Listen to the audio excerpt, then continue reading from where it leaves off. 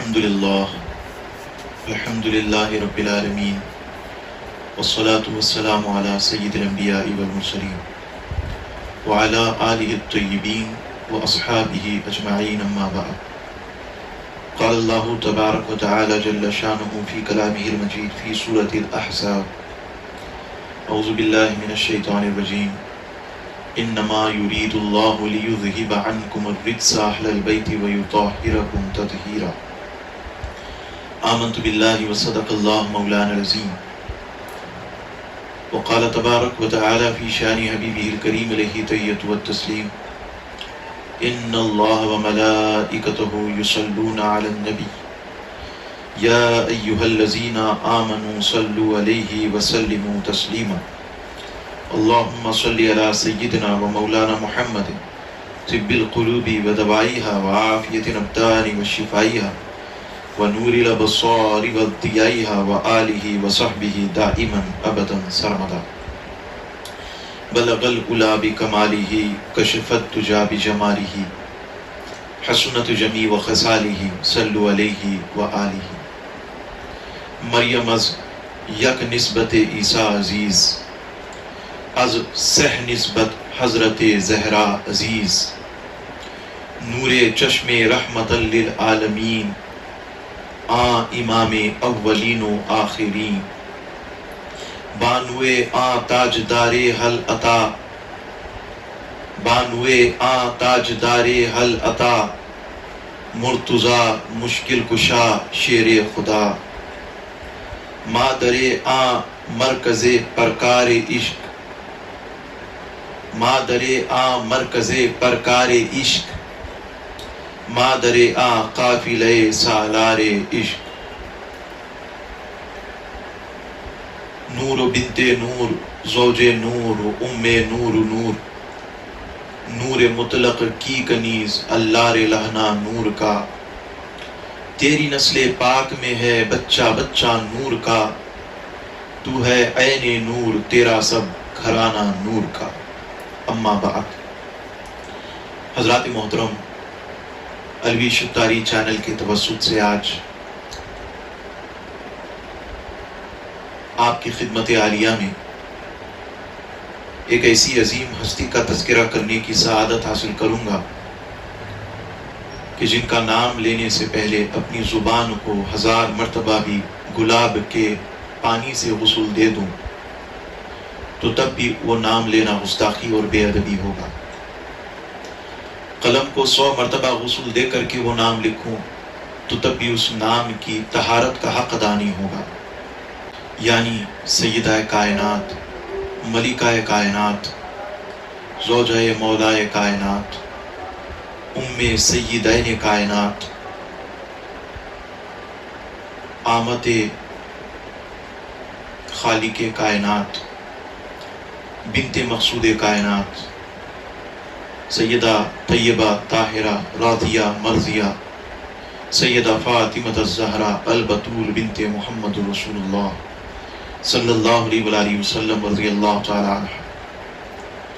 حضرات محترم، 3 رمضان شریف تیسرا روزہ اہل بیت اطہار کے اس عظیم خانوادے میں بڑی خصوصیت کا حامل ہے اور عام طور پر سارے عالم اسلام کے لیے یہ یوم بڑی خاصیت رکھتا ہے۔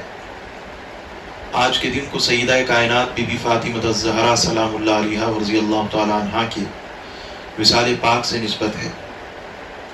عام لفظ انتقال بزرگوں کے لیے استعمال نہیں ہوتا، اور یہ تو وہ ذات ہے کہ جن کے صدقے میں لوگوں کو بزرگی ملتی ہے، لیکن پھر بھی آپ کو سمجھانے کے لیے میں کہوں تو آج وہ دن ہے کہ جس دن سیدہ کائنات بی بی فاطمہ الزہرا نے اس دنیا کو الوداع کہا، اس دار فانی کو الوداع کہہ کر کے بقا کی طرف آپ نے رجوع کیا۔ آج کی اس مختصر سی گفتگو میں افطار ٹائم میں انشاءاللہ تبارک و تعالی 2-3 باتیں سیدہ بی بی فاطمہ الزہرا کے وصال کے حوالے سے، سب سے پہلے آپ کا ایک تعارف قرآن مجید کی روشنی میں کروں گا، اس کے بعد آپ کے وصال کے حوالے سے کچھ باتیں آپ تمام کے گوش گزار کروں گا انشاءاللہ تعالی۔ بلا تمہید میں نے خطبہ مسنونہ میں سورۃ الاحزاب کی آیت نمبر 33 کی تلاوت کی ہے۔ اللہ پاک ارشاد فرماتا ہے انما یرید اللہ، بے شک اللہ تو یہی چاہتا ہے، لیذہب عنکم الرجس اہل البیت ویطہرکم تطہیرا، کہ اے نبی کے گھر والوں تم سے ہر ناپاکی کو دور کر دے اور تمہیں خوب صاف و ستھرا کر دے۔ حضرات محترم، یہاں پر خاص طور پر حضور صلی اللہ علیہ وسلم کے اہل بیت کی پاکی کا تذکرہ ہوا ہے۔ رب تبارک و تعالیٰ نے ارشاد فرمایا اللہ تو یہی چاہتا ہے کہ اے نبی کے گھر والوں تمہیں پاک کر دے، صاف کر دے اور تمہیں خوب صاف و ستھرا کر دے اور ہر رجس سے، ہر ناپاکی سے، ہر گناہ سے، ہر قسم کی نجاست سے، ہر قسم کی برائی سے تمہیں پاک و صاف کر دے۔ جب اللہ تبارک و تعالیٰ یہ ارادہ فرماتا ہے تو اللہ تعالیٰ کا جو ارادہ ہوتا ہے وہ یقیناً پورا ہوتا ہے، اور رب تبارک و تعالیٰ نے یہ ارادہ کر لیا ہے کہ نبی کے گھر والوں کو ہر قسم کی برائی سے وہ پاک و صاف فرما دیتا ہے۔ حضرات گرامی، اس حدیث پاک کی تفسیر مفسرین کرام نے، شارحین کرام نے بعد میں کی۔ اس آیہ مبارکہ کی سب سے پہلی تفسیر صاحب قرآن، صاحب شریعت سید عالم صلی اللہ علیہ وسلم نے فرمائی۔ دیکھتے ہیں کہ آپ صلی اللہ علیہ وسلم نے اس کی تفسیر کیسے کی۔ یہ روایت میں جو آپ کے سامنے پڑھنے والا ہوں، اس کو الگ الگ الفاظ کے ساتھ امام مسلم نے اپنی صحیح میں، امام حاکم نے المستدرک علی الصحیحین میں، اور پھر امام بیہقی نے سنن کبریٰ میں، امام ابن ابی شیبہ نے المصنف نے، اور پھر ابن کثیر نے تفسیر قرآن عظیم میں، اور پھر طبری نے جامع البیان عن التاویل القرآن میں اس کو نقل کیا ہے، اور اس کے ساتھ ساتھ امام ترمذی نے اپنی سنن میں تفسیر قرآن علی رسول اللہ صلی اللہ علیہ وسلم، اور امام طبرانی نے المعجم الاوسط میں اس کو نقل کیا ہے۔ یہ تمام حوالہ جات میں اس لیے دے رہا ہوں تاکہ اس تفسیر کا جو حضور صلی اللہ علیہ وسلم نے خود اپنے دہان مبارک سے کیا ہے، فہم آپ کے سامنے آسان ہو جائے اور اس کی سند آپ کو مل جائے۔ آپ کو یہ معلوم ہونا چاہیے کہ جب کسی آیت کی تفسیر خود قرآن کر دے تو اس کے بعد مفسرین اس کی تفسیر نہیں کرتے، بلکہ اس کو ویسے ہی لکھ دیتے ہیں جیسے اللہ تبارک و تعالیٰ نے اس کی تفسیر فرمائی ہے۔ جس آیت کی تفسیر حضور صلی اللہ علیہ وسلم فرماتے ہیں، وہاں پر بھی مفسرین آزاد نہیں ہوتے کہ اس کی اپنی جانب سے تفسیر کر سکیں، کیونکہ اللہ کے رسول نے خود اس کی تفسیر فرمائی۔ ہاں، کوئی ایسی آیت کہ جس کی تفسیر خود قرآن نہ کرے، جس کی تفسیر خود حضور علیہ السلام کی زبان نہ کرے، تو اس آیہ مبارکہ کی تفسیر کے لیے مفسرین کا قلم، ان کا علم آزاد ہوتا ہے، وہ جیسی چاہے اس کی تفسیر کرتے ہیں، اور ان کے تفاسیر میں اختلاف اسی لیے ہوتا ہے۔ لیکن جب کسی آیت کی تفسیر خود اللہ تعالیٰ اپنی آیت کے ذریعہ کر دے، یا کسی آیت کی تفسیر خود حضور صلی اللہ علیہ وسلم اپنی زبان اطہر سے فرما دے، تو پھر اس کے بعد اس میں تفسیر کی کوئی گنجائش نہیں ہوتی، نہ اس میں مفسرین کا کوئی اختلاف ہوتا ہے۔ تو یہ وہ آیت ہے کہ جس کی تفسیر خود حضور صلی اللہ علیہ وسلم نے بیان فرمائی، کیونکہ اللہ تعالیٰ نے یہاں پر متعدد لوگوں کا نام نہیں لیا کہ میں نے ان لوگوں کو پاک و صاف کر دیا، رجس سے ستھرا کر دیا، بلکہ اللہ تعالیٰ نے ایک پراپر ناؤن یہاں پہ استعمال کیا ہے۔ فرمایا کہ اللہ تعالیٰ نے اہل بیت کو پاک کیا۔ تو اہل بیت ہیں کون جن کو اللہ نے پاک کیا؟ یہ اگر ہمیں سمجھنا ہے تو ان اہل بیت میں کس کے نام شامل ہیں، وہ اہل بیت ہیں کون؟ تو مفسرین نے قرآن مجید سے اس کی تفسیر کرنے کی کوشش کی، احادیث سے اس کی تفسیر کرنے کی کوشش کی۔ حضور علیہ السلام کی زبان پاک سے جو تفسیر ہمیں ملتی ہے، وہ اس کے حوالہ میں نے آپ کو ابھی دیے ہیں۔ میں اب حدیث کا متن آپ کے سامنے پڑھتا ہوں۔ ان عمر ابن ابی سلمۃ رضی اللہ تعالی عنہ عن النبی صلی اللہ علیہ وسلم قال لما نزلت هذه الآیۃ علی النبی صلی اللہ علیہ وسلم، جب یہ آیت حضور صلی اللہ علیہ وسلم پر نازل ہوتی ہے، انما یرید اللہ لیذھب عنکم الرجس اہل البیت ویطہرکم تطہیرا، فی بیت ام سلمۃ فدعا فاطمۃ وحسنا وحسینا فجل لهم بکساء وعلیا خلف ظہرہ فجل له بکساء۔ یعنی حضور صلی اللہ علیہ وآلہ وسلم پر جب یہ آیت نازل ہوتی ہے کہ آپ کے اہل بیت کو اللہ تعالیٰ نے ہر رجس سے، ہر ناپاکی سے پاک کیا اور خوب صاف و ستھرا کیا، تو اس وقت حضور علیہ السلام نے حضرت سیدہ فاطمہ الزہرا کو اپنے قریب بلایا، حضرت امام حسن اور حضرت امام حسین کو اپنے قریب بلایا، اور حضرت علی شیر خدا وعلی خلف ظہرہ، اور علی حضرت رسول اللہ صلی اللہ علیہ وآلہ وسلم کے پیچھے کھڑے تھے۔ آپ نے حضرت علی کو بھی بلا لیا اور ایک چادر میں ان چار ہستیوں کو ایک چادر کے اندر لے لیا۔ اون کی وہ چادر تھی، اس چادر کے اندر ان چار ہستیوں کو لے لیا، اور خود حضور علیہ السلام اس چادر کے نیچے، تو 5 تن پاک ایک چادر کے نیچے۔ تو اس چادر کو ایک بہترین اصطلاح دی گئی ہے، اس چادر کو کہتے ہیں چادر تطہیر، اس آیت کو کہتے ہیں آیت تطہیر، اس چادر کو کہتے ہیں چادر تطہیر۔ آیت تطہیر کی تفسیر چادر تطہیر بن گئی۔ پھر حضور صلی اللہ علیہ وآلہ وسلم نے ثم قال، ارشاد فرمایا، اللہم، اے اللہ، ہؤلائی اہل البیتی، یا اللہ یہ میرے اہل بیت ہیں، یعنی اللہ تعالیٰ نے فرمایا اہل بیت کو پاک صاف کیا، تو حضور صلی اللہ علیہ وآلہ وسلم نے لفظ اہل بیت کی تفسیر فرما دی، فرمایا اللہم ہؤلائی اہل بیتی فَأَذْهِبْ عَنْهُمُ الرِّجْسَ وَطَهِّرْهُمْ تَطْهِيرًا، اے اللہ انہیں ہر ناپاکی سے پاک فرما دے اور خوب صاف و ستھرا فرما دے۔ اللہ اکبر۔ حضرت ام سلمہ نے عرض کیا، وَأَنَا مَعَهُمْ يَا نَبِيَّ اللَّهِ صلی اللہ علیہ وسلم، قَالَ أَنْتِ عَلَى مَكَانِكِ وَأَنْتِ عَلَى خَيْرِ۔ حضرت ام سلمہ نے عرض کیا، یا رسول اللہ صلی اللہ علیہ وآلہ وسلم، میں بھی ان کے ساتھ ہوں۔ تو آپ صلی اللہ علیہ وآلہ وسلم نے فرمایا، تم اپنی جگہ رہو اور تم بہتر مقام پر فائز ہو، یعنی امہات المؤمنین بہتر مقام پر فائز ہیں۔ اللہ کے رسول صلی اللہ علیہ وآلہ وسلم کے الفاظ کے مطابق امام حسن، امام حسین، سیدہ بی بی فاطمہ الزہرا اور حضرت علی شیر خدا کو خصوصی طور پر اس آیہ مبارکہ میں یطہرکم تطہیرا کا شرف حاصل ہوتا ہے۔ تو یہاں پر اور آگے بڑھتے ہوئے اہل بیت کی فضیلت میں، اب چونکہ اس آیت کی تفسیر اس حدیث سے ہو گئی، تو اب میں دوسری حدیث پاک کی جانب آگے بڑھتا ہوں کہ ایمانیات میں، عقائد میں، نظریات میں اہل بیت اطہار کا مقام کیا ہوتا ہے، یعنی حضور علیہ السلام کے گھر والوں کا، اہل بیت کا، آل رسول کا مقام کیا ہوتا ہے۔ یہ حدیث پاک جو آپ کے سامنے میں اب پڑھوں گا، اس کو امام احمد ابن حنبل نے اپنی مسند میں نقل کیا ہے، امام حاکم نے المستدرک علی الصحیحین میں، امام نسائی نے سنن کبریٰ میں، اور پھر بزار نے اپنی مسند میں، اور بہقی نے شعب الایمان میں، اور دیلمی نے فردوس میں اس کو نقل کیا ہے۔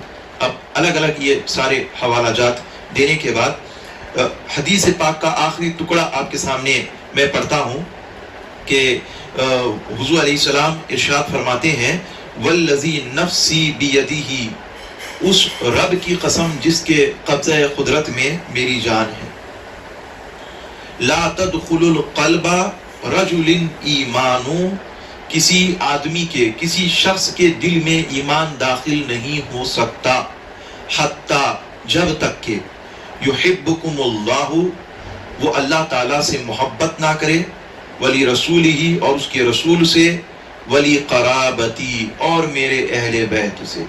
تو پہلے آیت میں معلوم ہوتا ہے کہ اللہ تبارک و تعالیٰ نے اہل بیت کا ذکر قرآن مجید میں کیا، اور حضور صلی اللہ علیہ وآلہ وسلم نے اس کی تفسیر فرمائی کہ اس سے مراد اہل بیت خصوصی طور پر سیدہ فاطمہ الزہرا، آپ کے شوہر اور آپ کے دونوں صاحبزادگان ہیں۔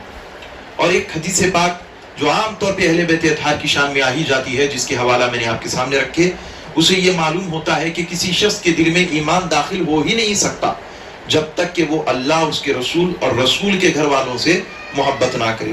محترم حضرات، اب بخاری شریف کی ایک روایت سیدہ کائنات سیدہ طیبہ طاہرہ بی بی فاطمہ الزہرا سلام اللہ علیہا کی شان میں جو آتی ہے، اس حدیث پاک کا ایک شروعاتی حصہ، ایک جزء آپ کے سامنے پڑھوں گا، کیونکہ طویل حدیث اگر پڑھ لوں تو وقت ہے بھی نہیں، اور پھر افطار بھی ہمارے سامنے تقاضا کر رہا ہے۔ حضور صلی اللہ علیہ وآلہ وسلم ارشاد فرماتے ہیں، فاطمۃ بضعۃ منی، بس 3 الفاظ آپ کے سامنے میں حدیث پاک سے پڑھا ہوں۔ بخاری شریف جلد اول اور مسلم شریف جلد دوم اور ترمذی شریف میں بھی یہ حدیث پاک موجود ہے، سوائے کے محرقہ میں بھی موجود ہے۔ غرض یہ کہ بخاری مسلم میں آ گئی تو متفق علیہ یہ حدیث پاک ہے، جامع ترمذی میں بھی ہے، اور پھر سوائے کے محرقہ میں بھی اس حدیث پاک کو درج کیا گیا ہے۔ حضور صلی اللہ علیہ وآلہ وسلم نے ارشاد فرمایا فاطمۃ بضعۃ منی۔ مطلب کیا ہے؟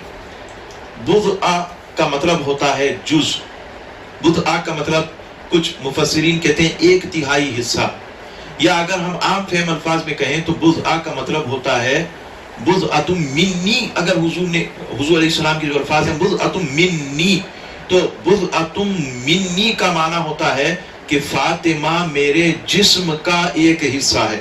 اب آئیے ہم محدثین کی جو شرحیں ہوتی ہیں اس پر ایک نظر ڈالتے ہیں۔ 2 شرحیں آپ کے سامنے میں رکھتا ہوں، ایک ہے امام سبکی اور ایک ہے شیخ عبداللہ محدث دہلوی رحمۃ اللہ علیہ۔ مواہب الدنیا میں ہے کہ سیدۃ النساء فاطمہ الزہرا رضی اللہ تعالی عنہا کے متعلق حضور علیہ السلام نے جو فرمایا بضعۃ منی، توجہ کیجئے، مراد گوشت کا ٹکڑا ہے۔ اللہ اکبر، ٹھیک ہے، حضور علیہ السلام نے فرمایا کہ فاطمہ میرے گوشت کا ٹکڑا ہے۔ اب اگر یہ کوئی عام سا باپ اپنی بیٹی کو کہے تو ہو سکتا ہے کہ وہ تعبیر میں کہہ رہا ہے، اشارتاً کہہ رہا ہے، محبت میں کہہ رہا ہے، لیکن جب اللہ کے رسول صلی اللہ علیہ وسلم اپنی بیٹی کے لیے یہ لفظ فرماتے ہیں تو وہ لفظ قیامت تک کے مسلمانوں کے لیے حجت قائم کر دیتا ہے، کیونکہ آپ کی زبان سے نکلنے والا ہر حرف اللہ تعالیٰ کی وحی جلی ہوتا ہے یا وحی خفی ہوتا ہے۔ وما ينطق عن الهوى ان هو الا وحی یوحى، میرا نبی اپنی جانب سے کچھ نہیں کہتا، وہی کہتا ہے جو میں کہلواتا ہوں، جو میں وہی کرتا ہوں۔ تو حضور علیہ السلام کی زبان سے نکلنے والا ہر حرف اللہ تعالیٰ کا کلام ہوتا ہے۔ تو یہ جو حضور علیہ السلام نے فرمایا کہ فاطمہ میرے جسم کا حصہ ہے، یہ اللہ تبارک و تعالیٰ نے حضور علیہ السلام سے کہلوایا۔ تو فاطمہ الزہرا کی شان یہ ہے کہ آپ حضور علیہ السلام کی بیٹی ہیں، حضور علیہ السلام کی بیٹی ہیں، لیکن بیٹی ہونے کے ساتھ ساتھ حضور علیہ السلام کے جسم کا حصہ ہے۔ اللہ اکبر۔ حضرات محترم، موئے مبارک کی ہم اور آپ تعظیم کرتے ہیں، کیا کہہ کے تعظیم کرتے ہیں؟ کیوں تعظیم کرتے ہیں؟ تعظیم اس لیے کرتے ہیں کہ ہمیں ہمارے علماء نے، ہمیں ہمارے اکابرین نے یہ ادب سکھایا ہے کہ جزو کا وہی حکم ہوتا ہے جو کل کا ہوتا ہے۔ بیضاوی شریف کا یہ اصول ہے، جزو کا وہی حکم ہوتا ہے جو کل کا حکم ہوتا ہے۔ یعنی اگر کوئی موئے مبارک کی توہین کرتا ہے تو علماء نے اسے کافر لکھا۔ کیوں لکھا؟ کیونکہ جزو کے توہین کل کی توہین کا حکم رکھتی ہے۔ یعنی موئے مبارک کو کی توہین کرنا معاذ اللہ حضور کی توہین کرنے کے برابر ہے، کیونکہ موئے مبارک حضور سے جدا ہوتے ہوئے جدا نہیں ہے، حضور کے جسم پاک کا ایک حصہ ہے۔ حضرات محترم، سیدہ فاطمہ الزہرا کا مقام و مرتبہ، قربان جائیں کیا مقام و مرتبہ ہے۔ آپ ایک موئے مبارک اپنی جگہ معظم، معتبر، مکرم، عالی شان، لیکن حضرات محترم بی بی فاطمہ الزہرا کا مقام یہ کہ حضور فرماتے ہیں فاطمہ میرے گوشت کا حصہ ہے۔ اللہ اکبر۔ تو اب مراد گوشت کا ٹکڑا ہے، اور اسی سے امام سہیلی نے استدلال کیا ہے، چونکہ سیدہ فاطمہ الزہرا امام الانبیاء کے گوشت کا ٹکڑا ہے، اسی لیے آپ کی شان اقدس کی توہین کرنا، آپ فرماتے ہیں صریح کفر ہے۔ اللہ اکبر۔ اس کے بعد، اور یہی دلیل امام المحدثین سرتاج المحققین محقق الاطراق شیخ عبداللہ محدث دہلوی رحمۃ اللہ تعالی علیہ اشعۃ اللمعات میں، شرح مشکات شریف کی شرح اشعۃ اللمعات میں آپ نقل فرماتے ہیں، آپ فرماتے ہیں می گوید پیغمبر خدا صلی اللہ علیہ وآلہ وسلم قالا فاطمہ بضعۃ منی، فاطمہ گوشت پارائے منست و صبح کی استدلال کرداست، این کے ہر کے دشنام کردہ فاطمہ را کافر شد۔ یعنی شیخ عبداللہ محدث دہلوی رحمۃ اللہ علیہ فرماتے ہیں کہ ہم یہ کہتے ہیں کہ جناب سیدہ زہرا سلام اللہ علیہا کو سب و شتم کرنے والا کافر ہو سکتا ہے، وہ اس لیے کیونکہ آپ قطعی طور پر حضور کے گوشت کا حصہ ہے۔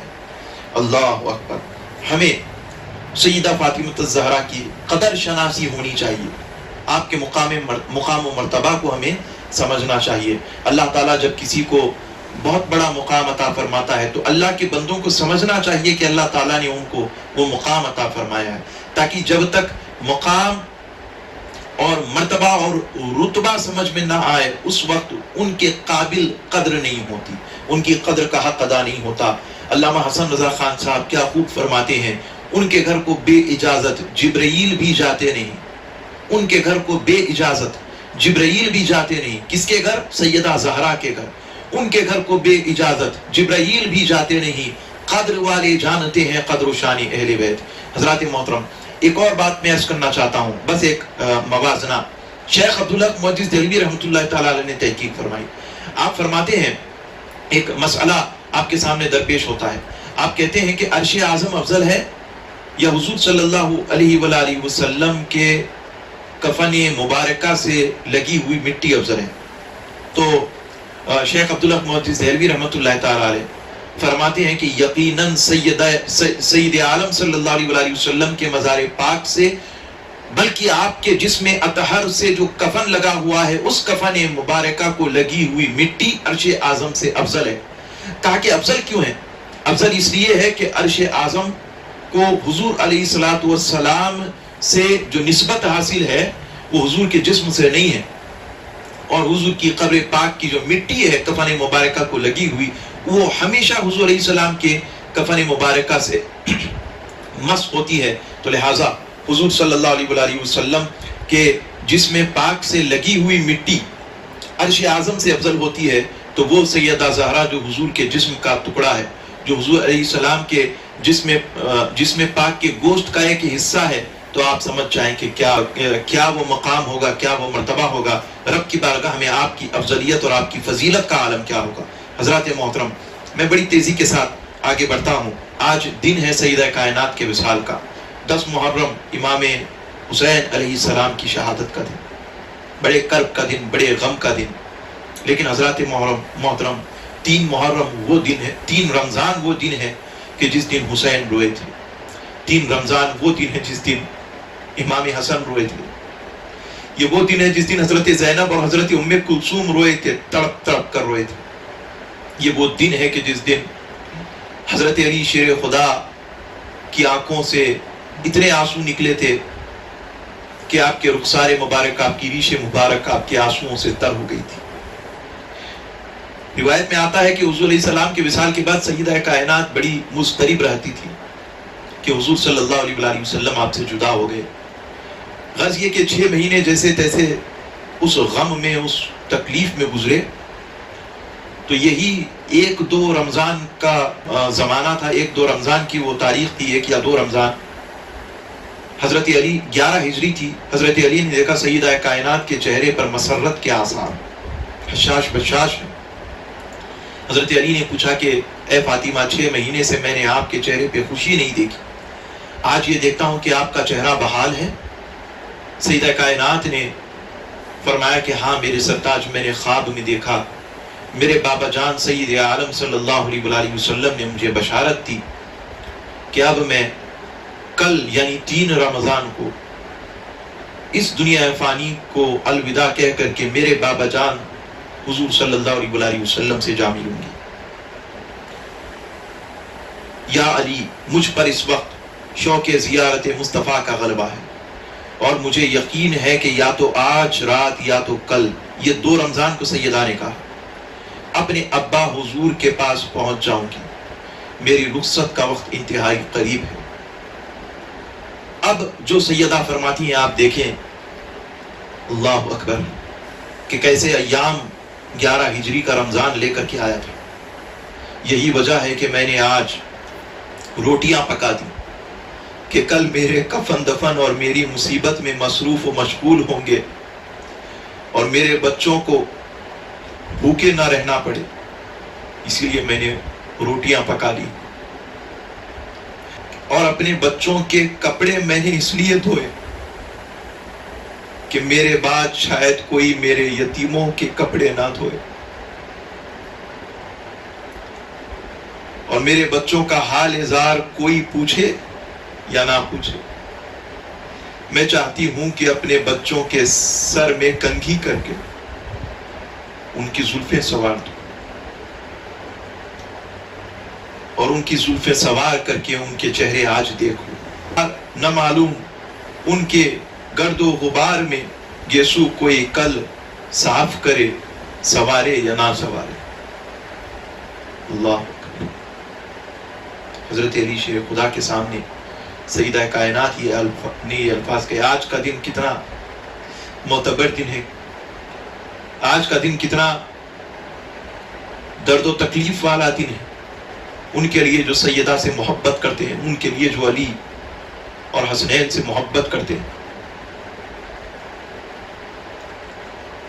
حضرت علی کے متعلق آیا ہے کہ آپ بات کرنا چاہتے تھے مگر الفاظ گلے میں اٹک اٹک کر رہ جاتے. حضرت علی وہ علم و نطق و لسان و بیان کے بادشاہ جو خطاب کر دیں تو کائنات سخن خاموش ہو جائے. وہ علی شیر خدا کی زبان سے آج ایک لفظ نہیں نکل رہا. بمشکل آپ نے فرمایا اے رفیق غم گسار من، اے بنت رسول امین، میرے سینے پر تو ابھی تک آپ کے والد محترم میرے آقا رسول اللہ صلی اللہ علیہ وسلم کے فراق کا غم بہت ہے. ابھی تو غم رسول کے زخم ہی مندمل نہیں ہوئے اور اوپر سے آپ اپنی فراق کا زخم لگانے والی ہیں. پھر آپ نے دونوں صاحبزادوں کو اپنی طرف بلایا اور مخاطب کیا اور فرمایا بیٹا تھوڑی دیر کے لیے بقی شریف جاؤ اور میرے لیے دعا کرو. سیدہ کائنات نے کہا اپنے دونوں صاحبزادوں سے بقی شریف جاؤ اور میرے لیے دعا کرو اور وہاں سے میرے ابا جان کے روضہ انور پر جاؤ اور وہاں جا کر کے میرا سلام عرض کرو اور پھر میرے لیے وہاں پر دعا کرو. اس کے بعد جب دونوں صاحبزادگان حجرہ مبارکہ سے نکل کر بقی شریف اور روضہ رسول پر پہنچے تو سیدہ فاطمہ الزہرا نے اپنے سرتاج، اپنے رازدان، اپنے شوہر مکرم مولا علی مشکل کشا سے فرمایا کہ میں آپ کو 4 وصیتیں کرتی ہوں. اول تو یہ کہ اگر میری طرف سے آپ کو کوئی تکلیف پہنچی ہو یا آپ پر میں نے کوئی زیادتی کی ہو تو خدا کے لیے مجھے معاف کر دیجیے. اللہ اکبر. میں یہاں رک کر کوئی تفصیل تشریح نہیں کروں گا. آج کا دن یہ نہیں ہے کہ میں یہ کہوں کہ بہنوں ماؤں سیکھو اور یہ آداب بجا لاؤ اپنے شوہر کے لیے. یہ ساری باتیں آج میں نہیں کروں گا. سیدہ کائنات کہ یہ الفاظ دل پر ایسا بوجھ ڈالتے ہیں کہ جہاں پہ حضرت علی بے لفظ و بے زباں ہو رہے تھے، جہاں پہ حضرت علی کی زبان سے الفاظ نہیں نکل رہے تھے، حلق میں لفظ اٹک رہے تھے، تو ہم بندے احقر ہم کہاں وہ سیدہ کی عظمتیں بیان کریں، ہم کہاں وہ سیدہ کائنات کی بیان کہاں خدا کر سکے. پہلی وصیت آپ نے فرمائی کہ میری طرف سے اگر آپ کو کوئی تکلیف ہوئی یا حق ادا نہ ہوا تو مجھے معاف کر دے. دوسری وصیت یہ کہ میرے بچوں سے ہمیشہ شفقت فرما، ان کی دلداری کرنا، ان سے پیار فرمانا اور ان کے سر پر دست محبت رکھنا. اپنے بچوں کے متعلق فرمایا. امام حسن، امام حسین، سیدہ زینب اور سیدہ ام کلثوم کے متعلق فرمایا. ذرا آپ سوچیں کہ یقیناً سیدہ کائنات کی آنکھوں کے سامنے امام حسن کا مستقبل میں ہونے والا زہر آلود جسم بھی آ رہا ہوگا اور سیدہ کائنات کے سامنے 61 ہجری میں درپیش ہونے والے میدان کربلا میں امام حسین علیہ السلام کا تیروں سے، تلواروں سے، تبر سے چھلی ہونے والا، جس میں سے خون کے فوارے نکلنے والے ہیں، وہ جسم پاک بھی آپ کی نظر کے سامنے آ رہا ہوگا. آپ نے مولا مرتضیٰ سے فرمایا کہ میرے بچوں کی دلداری کرنا، میرے بچوں کے سامنے آپ فرماتے کہ میرے بچوں کی دلداری کرنا، میرے بچوں کے سروں پہ اپنا دست شفقت رکھنا۔ اور تیسری وصیت سیدہ فرماتی ہے کہ قبرستان میں میرا جنازہ رات کے وقت لے جانا۔ یہ بڑی مشہور روایت ہے، اس لیے کہ میری زندگی میں کسی نامحرم نے میرے قد و قامت کو نہیں دیکھا۔ اب بعد وصال بھی ضروری ہے کہ مجھے کوئی دوسرا نہ دیکھے، بعد وصال یہ ضروری ہے کہ کوئی مجھے دوسرا نہ دیکھے۔ پردہ کیا اہمیت رکھتا ہے؟ میں یہ کہتا ہوں جتنی نماز اہمیت رکھتی ہے اتنا ہی پردہ بھی اہمیت رکھتا ہے، ہمیں اس پہ غور کرنا چاہیے۔ چوتھی وصیت آپ نے فرمائی، آپ فرماتی ہیں مجھے بھول نہ جانا،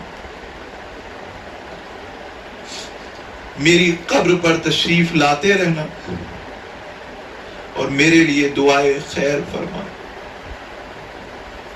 مجھے بھول نہ جانا۔ بھلا سیدہ کو کون بھول سکتا ہے؟ بھلا فاطمہ کو کون بھول سکتا ہے؟ ان سے زیادہ فضیلتوں والی خاتون کو نہ زمین نے دیکھا نہ آسمان نے دیکھا۔ سیدہ کائنات جو حضور کے جسم کا حصہ ہے،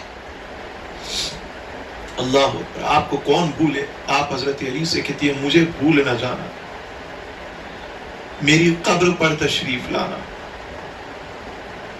اور میرے لیے دعائے خیر فرمانا۔ اللہ اکبر۔ اس کے بعد حضرت علی ناطق ہوئے،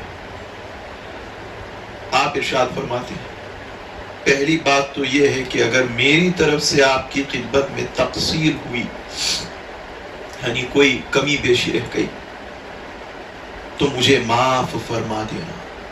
یہ حضرت علی کے الفاظ، میری طرف سے اگر کوئی غلطی ہو گئی تو مجھے معاف فرمانا۔ دوسری بات یہ ہے کہ جب آپ اپنے والد محترم سلطان الانبیاء صلی اللہ علیہ وآلہ وسلم کی بارگاہ اقدس میں حاضر ہوں تو بس حد نیاز و ادب مجھ غم زدہ اور محزون کا سلام پیش کرنا۔ کیا سلام ہوگا؟ سلام علی کی طرف سے نکلا، فاطمہ لے گئی اور پہنچا مصطفیٰ کی طرف۔ بیدم شاہ وارسی کہتے ہیں نا، بیدم یہی تو 5 ہیں مقصود کائنات، خیر النساء حسین و حسن مصطفیٰ علی۔ تیسری بات یہ ہے، علی فرماتے کہ اپنے ابا حضور کی بارگاہ بے کس پناہ میں میری کوئی شکایت پیش نہ کرنا، میری کوئی شکایت پیش نہ کرنا۔ اللہ، یہ 3 باتیں حضرت علی نے فرمائی۔ اس کے بعد شہزادے تشریف لائے، شہزادے تشریف لائے۔ شہزادوں نے عرض کیا، شہزادوں نے عرض کیا، شہزادے روتے ہوئے آئے۔ تو شہزادوں کا یہ حال دیکھ کر، کیونکہ یہ علم تو شہزادوں کو نہیں تھا، سیدہ نے یہ ساری باتیں حضرت علی کو فرمائی تھی، شہزادوں کو صرف یہی حکم تھا کہ آپ بقی شریف جاؤ اور حضور علیہ السلام کے مواجہ شریف میں جاؤ، سلام پیش کرو، دعا کے لیے عرض کرو۔ شہزادوں کو یہ علم سیدہ نے نہیں دیا تھا، لیکن اس کے باوجود بھی شہزادے، دونوں شہزادے زار و خطاب روتے ہوئے تشریف لائے۔ شہزادوں سے حضرت علی نے کہا یہ رونے کا سبب کیا ہے؟ تو شہزادوں نے عرض کیا کہ اے میرے والد محترم، جب ہم نانا حضور کے مزار اقدس پر حاضر ہوئے تو ہم نے وہاں پہ حضرت ابراہیم خلیل اللہ علیہ السلام کو دیکھا اور فرماتے ہوئے سنا کہ فاطمہ زہرا کے یتیم آ گئے۔ حضرت ابراہیم علیہ السلام کو فرماتے ہوئے سنا فاطمہ زہرا کے یتیم آ گئے اور حضرت اسماعیل علیہ السلام کو فرماتے ہوئے سنا کہ ہمارے جگر گوشے آ گئے. پھر ہمیں نانا جان کے روزہ اقدس سے یہ آواز آئی کہ اے فرزندان من اور اے نور نگاہ مصطفیٰ، واپس جاؤ اور اپنی امی جان کا آخری دیدار کر لو. وہ ہمارے پاس آنے والی اور ہم تمام پیغمبروں کو ساتھ لے کر ان کا استقبال کرنے والے ہیں. اللہ اکبر! کس شان سے سیدہ کا وصال ہوتا ہے، کس انفرادیت سے سیدہ کائنات کی روح مبارکہ قفس انصری سے یعنی اس دنیا فانی سے کوچ کرتی ہے. کس شان کے ساتھ آپ اس دنیا سے جا رہی ہیں، کس شان کے ساتھ آپ اس دنیا سے جا رہی ہیں کہ آپ کا استقبال خود حضور علیہ السلام سارے پیغمبروں کو ساتھ لے کے کر رہے ہیں. اللہ اکبر! اتنا ہونا تھا کہ شہزادے زار و خطار روتے رہے، زار و خطار روتے رہے. اور یہ عالم ہو گیا کہ کبھی والدہ محترمہ کے پاؤں پر چہرے ملتے، کبھی زمین پر گر کر تڑپنے لگتے، کبھی عرض کرتے ہیں کہ پیاری امی جان آنکھیں کھول کر اپنے یتیموں کی حالت کا مشاہدہ کرے، کبھی عرض کرتے ہیں کہ ہمیں ایک بار تسلی تو دیتے. الغرض سیدہ کائنات نے دونوں صاحبزادگان کو اپنی باہوں میں لیا. سیدہ کائنات نے دونوں شہزادوں کے سر انور پر اپنا دست شفقت رکھا اور حضرت علی کے سپرد دونوں صاحبزادوں کو کیا، دونوں بیٹیوں کو کیا. پھر اس کے بعد حسنین کریمین اور حضرت علی مرتضیٰ کو فرمایا کہ آپ تینوں دوبارہ میرے والد گرامی کے روزہ اقدس پر چلے جائیں. ان کے جانے کے بعد آپ نے ام المؤمنین ام سلمہ رضی اللہ تعالیٰ عنہ سے کہا کہ امی جان میرے لیے غسل کا پانی تیار کریں. آپ نے خود غسل لیا. پھر آپ نے پاک و صاف لباس لانے کا اشارہ فرمایا، وہ پیش کر دیا گیا. تو آپ اپنا دایاں ہاتھ رخسار مبارک کے نیچے رکھ کر قبلہ رو ہو کر کے لیٹ گئی. بعد ازاں آپ نے حضرت اسماء بنت امیس کو طلب فرما کر ارشاد فرمایا، جب میرے ابا جان بستر علالت پر تھے تو اس وقت ایک روز جبرائیل علیہ السلام جنت سے کافور لائے تھے. اس خوشبوئے فردوس کے 3 حصے محظوظ کر دیے تھے، جن میں سے ایک حصہ میرے لیے ہے، وہ مجھے لا دیں. ایک حصہ مولا مرتضیٰ علی شیر خدا کے لیے ہے، اسے محفوظ کریں اور سنبھال کر رکھیں. چنانچہ وہ کیا گیا.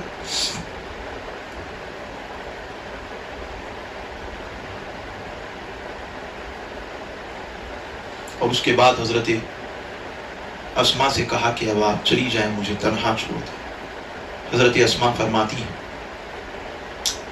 کہ میں نے دروازے سے کان لگائے تو میں نے سنا کہ شہزادی رسول سیدہ فاطمہ زہرا بارگاہ رب العزت میں رو رو کر دعا مانگ رہی تھی. غرض یہ کہ 11 ہجری 3 رمضان المبارک سیدہ کائنات مرشدہ کائنات بی بی فاطمہ الزہرا سلام اللہ علیہا کا وصال ہوتا ہے. اللہ اکبر! اور بڑے اتفاق کے ساتھ، بڑے معتبر روایت کے ساتھ کہوں گا کہ آپ کی نماز جنازہ حضرت علی شیر خدا نے پڑھائی. اور آج سیدہ بی بی فاطمہ الزہرا کا اس دنیا